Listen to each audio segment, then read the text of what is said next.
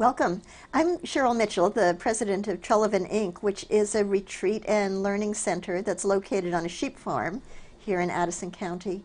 And we are very interested in exploring sort of spirit, nature, and social justice and the way those different things interact, and are particularly interested in the ways that our communities support families with young kids. So it's been a pleasure for me to be working very closely with Dana Anderson, who's producing this show today of Building Bright Futures, to do this show that helps us to know more about what's going on in Addison County and the people who are making that happen. And it's my total thrill, actually, to be talking with Ann Gleason. Ann and I taught a course together a while back, and she's extremely wonderful. She's the coordinator of the after-school and summer programs for Mary Johnson Children's Center. So, Ann, welcome. Thank you very, very much. Well, thank you for having me today. You're most welcome. So I was thinking we might just start by you telling us a little bit about what are the after-school and summer programs of Mary Johnson? What sorts of things do you all offer? They're based in school-age programs are based in school sites around Addison County. Okay. We have 5 of them presently in large and small places.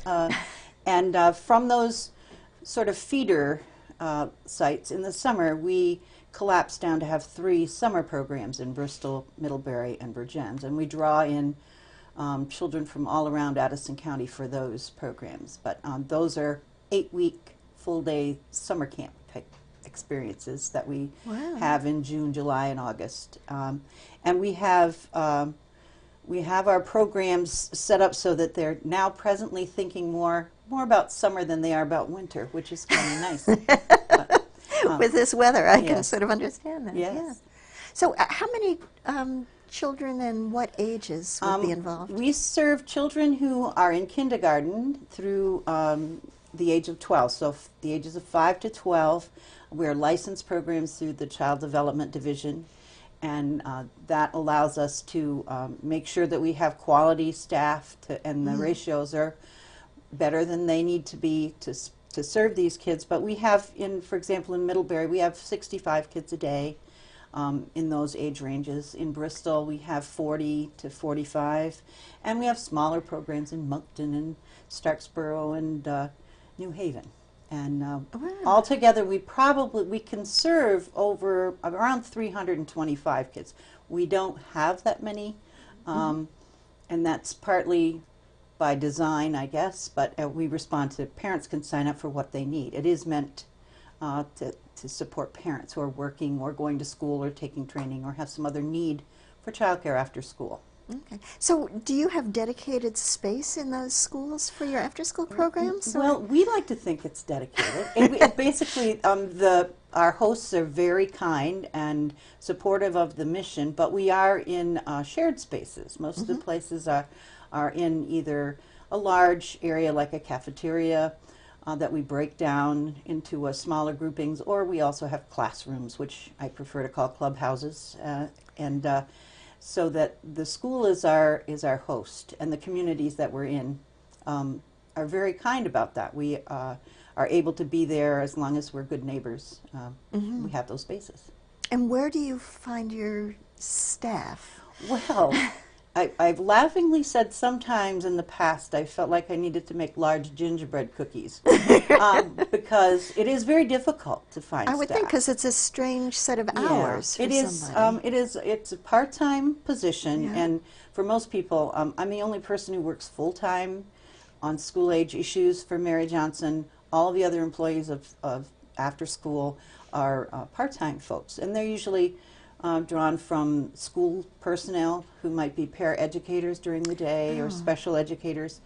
And then we also have some folks from the community who we've managed to have a good enough rapport.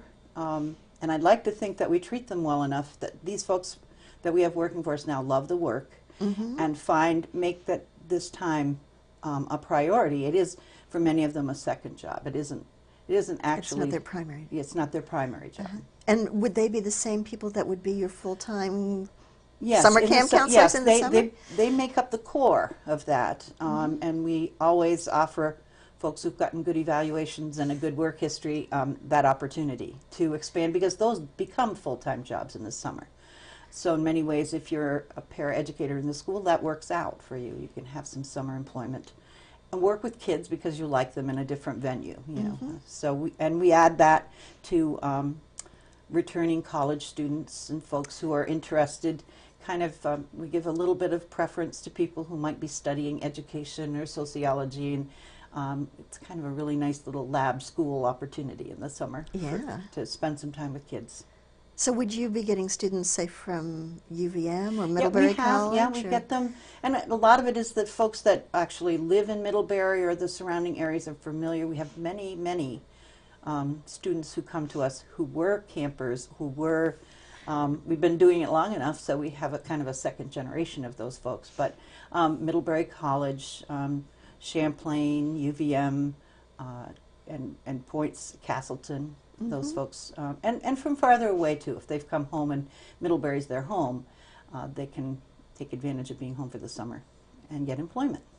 It's great. I mean, so how long? I ran the after-school programs at Yeah. Mary Johnson when I was there, like a yes. long time ago, and we used the space in the charter house. I'm curious, how did it work that you were able to form these partnerships with the schools? Well, I think the initial partnership was made with Mary Hogan. I think that was the step off, and it became evident that there was a big enough need that it was not going to be able to be housed very easily in any of the spaces at that time in Mary Johnson or any of the ones that they had done before that. So that just slightly predates me, what actually transpired there. But since then, I've been a party to many of those negotiations with schools, and it's having appealed to school boards, surveyed the populace about the need, and being able to say to the folks who've been elected to care about the kids in their community, these are things the parents need, these are things the families need, and it's been very well, it's humbling to see how many people and in how many different ways, with how many different personalities, are interested in kids in their communities like that. So It's interesting to me that this sort of predates the preschool partnerships, the universal preschool, in terms of creating those relationships. And there is a move afoot, and I'm imagining it's in probably its third or fourth year of trying to work the idea that after school should be universal. Access should be universal in that regard, and there are lots of good reasons behind that, and I think there are lots of other challenges and difficulties about that. It really is a user fee sort of arrangement, and we do have the opportunity, because we're licensed by the Child Development Division, to use subsidy monies that are available to people who need it by income and by their perhaps other qualifications that they have, that they're trying to get new employment. We have reach up folks that are working to better their situations, and we get to be part of that by, offering care that they can afford with those subsidies. So those partnerships are very important, and more than half of our kids across the board receive some kind of tuition assistance to be there. Wow. Yeah, so it's also very nice. It's a nice place for kids from a diverse set of backgrounds to have some time together too. We certainly have that in school, but there's really not that freedom of access, and classrooms sort of they stand in between, as opposed to a wide open space in a gym or on a playground where you can run together. Yeah. So like Robert Putnam talks about sort of the enrichment that schools often offer after school. Sure. Music lessons and things like that. Do you provide that, or? Well, we have some interesting and exciting partnerships that we're able to work with for example, the Middlebury Studio School. We collaborate with them to do pottery and art from time to time. we really, over the years, when I first began, there were, and I've worked for 26 years for school age in Mary Johnson. So when I first began, there were lots of, there were ice skating opportunities and pottery lessons for separate fees. And what I, along with Barbara and Alana, who are the co-directors, we've worked over the years to make it so that whatever we offer does not have a fee attached to it. So it's available to anybody who wants it. So that means a lot of little grant writing and lots of conversations with people, a lot of time invested, and that opportunity. But we're also looking at some partnerships with the Middlebury Community Music Center and Sadie Brightman there to offer some music. We've done video programming and arts of various kinds and theater experiences. So we try to bring those things into. It's really hard to transport kids to places. Right. You can't really justify the cost. So we end up bringing lots more artists and experiences into the school schools. space. Yeah. What about in the summer? Is it the same situation? Same sort of thing. Although, you know, because we try to take advantage of all the local venues and resources, and we certainly like the Festival on the Green, and takes you know, for performances to go see, and we go to ball games. The Vermont Lake Monsters, that's one of our trips. But we are able to get a special use permit for a very, very small amount of money per child, and we use the state parks quite a lot. We go to Dunmore, and we have gone various other state parks around, but you know, Lake Dunmore is one of the hot spots for that. And we do have the opportunity to take part in parks and rec things that are brought to our communities. And in library activities.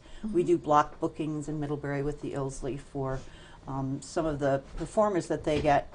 We're able to get another we don't flood, we try not to flood the library with our folks, but we get a separate performance in the afternoons on the days that they have block I didn't bookings. realize. Yeah. That's great. Yeah, it's very nice. Yeah. Works for us.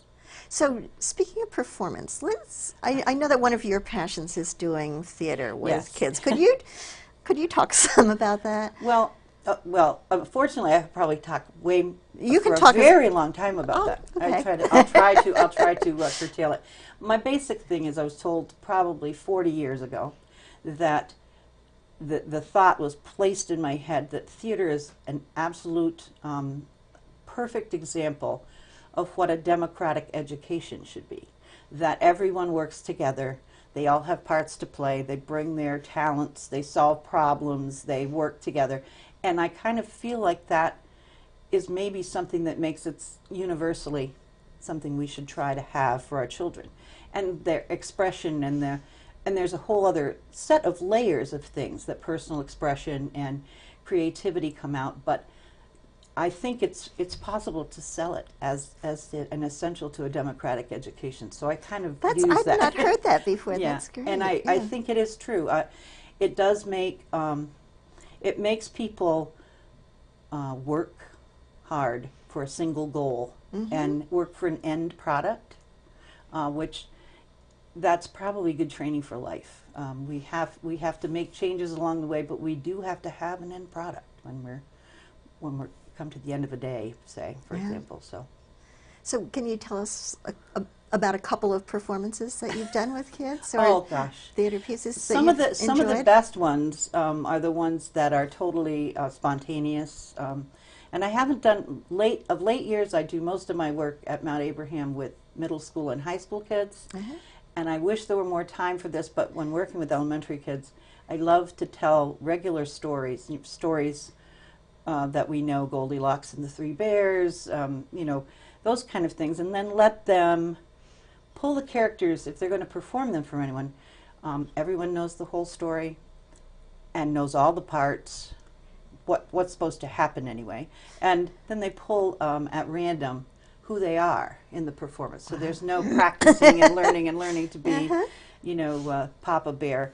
The littlest person may pull out and be Papa Bear and have to, you know. And I've had some very, very exciting experiences with that, you know, watching kids do it and come out of their shell. And I have done many things in schools, like with whole schools. I've done a couple of residency kind of things in the past where from the youngest kids up to the oldest kids are involved in some form of production or, well, I call it like, a jubilee kind of. It's not really, it's a loosely connected set of things that will contribute to a performance at the end for their parents. But some of those are I have the best fun in rehearsals, I have to say, when they're more spontaneous and lots of crazy things happen. And I think they remember those things. Kids like being welcomed and they love applause. Yeah. But I think they also appreciate and remember how they got there, which is part of what I like to be around for, how they got there. Can you talk about how you got here? You said you've been at Mary Johnson for 26 years, Yes.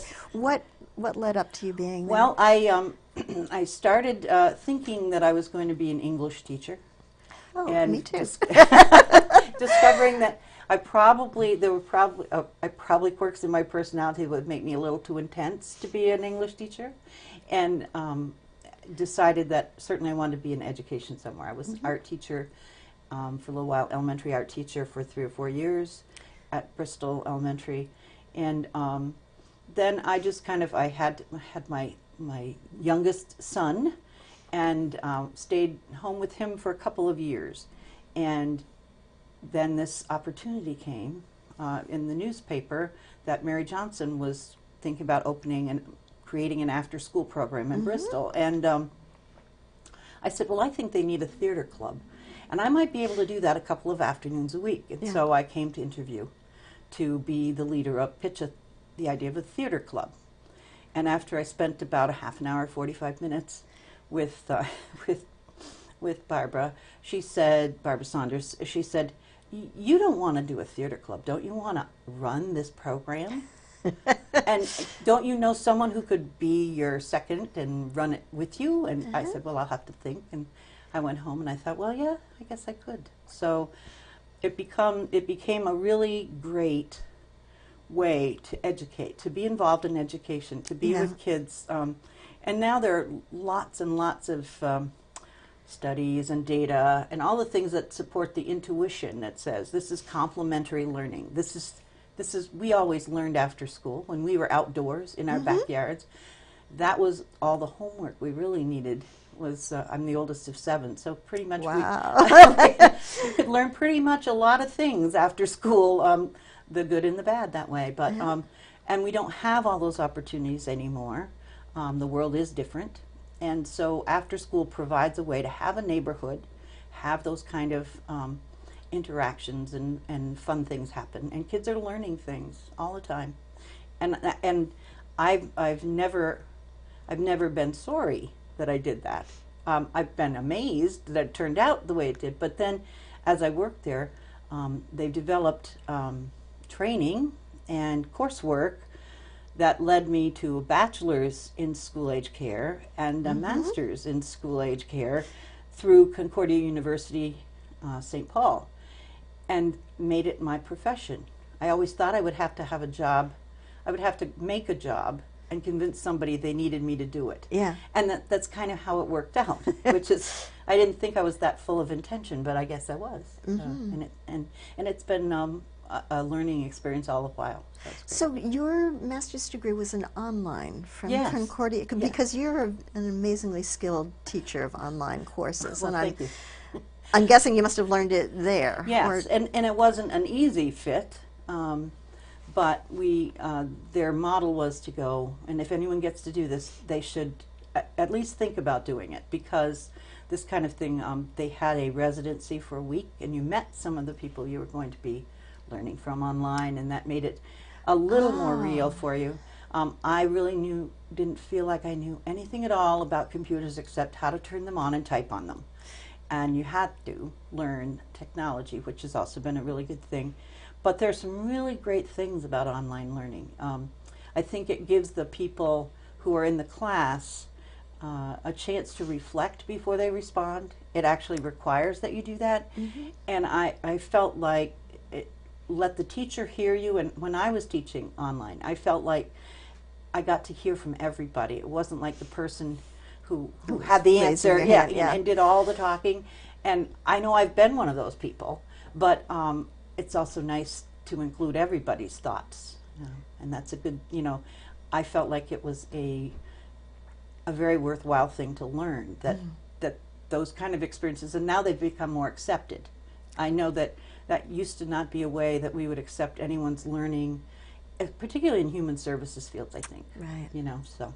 So you're a teacher yourself now for other after-school professionals in early childhood. Yes. Can you talk about the sorts of things you teach? Well, I have taught the basic courses in what's called after-school care and education. Folks don't really, they're really afraid of the word care. They're very caring people, but they're afraid of the word. And so the basics of it, just basics of child development, the basics of some of the things, the principles that Concordia University's after school and school age care programs we're putting together have to do with theories that are pretty much grounded in the kinds of things in child development that make sense. They're constructivists. They build on things like environments, relationships, and experiences that you can hang the zone of proximal development, all these wonderful theory things that are played out, and you can demonstrate that they're played Right. out. And for the after-school profession, it's really trying to create for people the idea they are professionals, that they do have their own learning theory, that they've observed and watched, and they can apply it. So that's providing opportunities has been the good thing. And then how to construct a program, how to balance all the things that you need to balance, indoor, outdoor, all the social, emotional, and physical and cognitive things that go into it. And you're also a big player in the statewide network. Well, of not after-school as programs. much anymore. As I've passed into another phase of life, I certainly feel like the new regulations that have just come out for after school. I've worked on rewriting. I worked for about 10 years trying to get them rewritten, and now they've been accepted and promulgated and are in force. And we're working on how to, I'm working with the folks that are stakeholders that are trying to make some manuals of guiding people on how to realize that these are regulations, are not bad rules or terrible things. They're what you're already doing. How to extract from the rule what you're already doing and make it apply, so that it makes it a little bit less tense, perhaps. But so I am working on that. Yeah. Okay. I also wondered if you would talk a little bit about rural fund development. Oh, sure. Well, it's an idea that kind of came about. The first idea came about probably 7 or 8 years ago, and we did a little pilot we had Vermont, the Children's Trust Foundation, and we sort of went around. Mary Johnson's model is to provide 5-day-a-week care in a school location where there's at least 10 or 12 kids per day that need it. That's sort of the financial model. And rural fund delivery was about going to the places where they didn't have a need 5 days a week. Kids still might need to have some activities and some enrichment, but they might need it 3 days a week. And the idea of taking a mobile van, creating a van or some kind of vehicle that would deliver programming. And I grew up with rural delivery when I was a kid, so to me it was like rural fund delivery.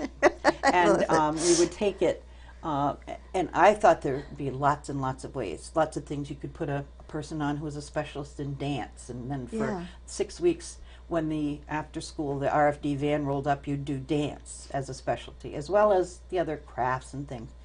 And what it came about to be was we applied to the Community Foundation for an Innovations and Collaborations grant to get this going, to provide food with the basis of starting with food and nourishing kids that didn't really have access, that even though they live right down the road from where there might be from the school where they might be giving out meals, they wouldn't go there because the road is dangerous and they wouldn't overcome that. So we began thinking of taking to mobile home parks in Starksboro, and almost to Huntington, way up in there. Yeah. And we began with that idea and added a few activities, and did that. Would be our third year. We did it. We've done it for 2, and last year we expanded it. So it's always expanding.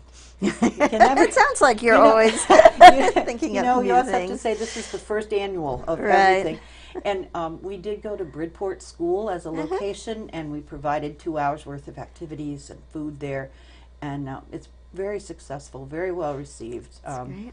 And we're applying again. And for those efforts, for those ideas, we did receive, Mary Johnson received a Whitney Landon Award. Yes, congratulations. Yes. And what that is in our world, and you well know this, getting $25,000 that they don't tell you what they want you to do with it, and you haven't made And any you don't promises. have to write a terrible long no, report. no, and right. you don't have to promise everything. Yeah.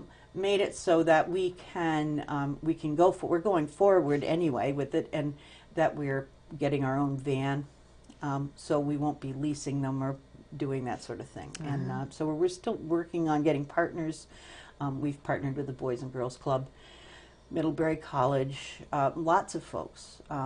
It's pretty exciting, and that's the point of it. The more that you do it, the more partners you get. Probably the more you can fine tune it, and the more people you can serve. Right. So, Wow. I hope so. Yeah, it's a I think Yeah, everything I've heard about it is just yeah. great. I think it has great potential Yeah. to do even more things than it's doing right now, which is food and activities. Right. We'd like to throw in literacy in there, and maybe we'll get the dancer on there sometime too. We're going to run out of time, and I'm just wondering if there are things that I've not asked you that you'd Well, like to I just mention? wanted to say that Bristol, Virgins, and Middlebury are our summer program sites. We're taking registrations now. Right now. Right okay. now, there you can go to our website and access the form. If you click down the side on the left-hand menu and choose school age, you'll get all the things that pertain to this. I did some statistics that I was really, between public and private schools in Addison County, there are just over 4,000 children that are in that 5 to 12 age range. And when summer comes along, maybe like this year, it might even be June 9th that they get out of school.